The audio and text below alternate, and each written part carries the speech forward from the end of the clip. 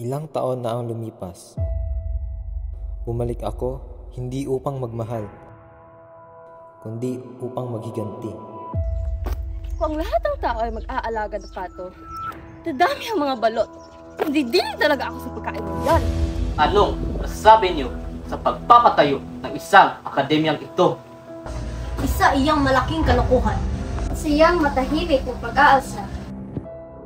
Tayo, Ama, ay babalik sa litobo at ipinanak ng walang saplot. Ang akademya ng wikang Kastila ay hindi may sasagawa. Ito ay may sasagawa. Hinihintay lang namin ang kanilang pahintulot. Yan ay makabuluhan. At sasalungatin lang yan. E di, hayaan natin sila sumalungat. Espiritu Sastre, pakailamero ka, palibasa wala ang kwenta mga Indio.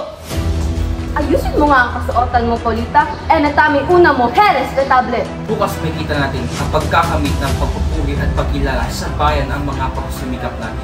Mabuhay si San Juan! Basilio? Nais kong ibigay ito sa iyo. Ano ito, Basilio? Ito ay Agnos Medallion. Ito ay tanda ng ating pagmamahalan na hindi kayang sirain ng sinuman. Paalam. Kailangan kong sundin ang tiya. Uuwi na kami sa Beytuno. Nais niya akong ipakasal sa iba. Senyor Ibarra? Sundin mong yung tiya, kahit ikawawasak natin yon.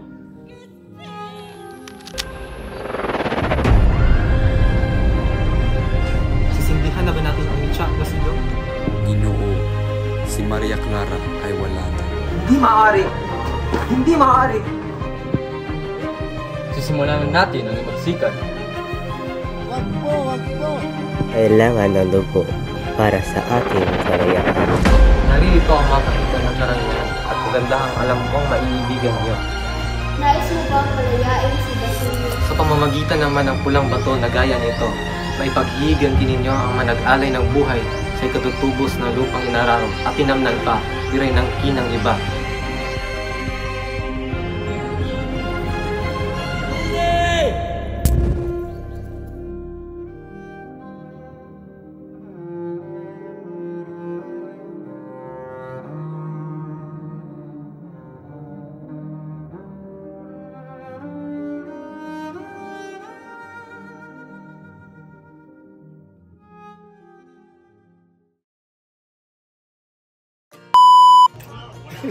Hala! Kailangan kong sundin ang tiya.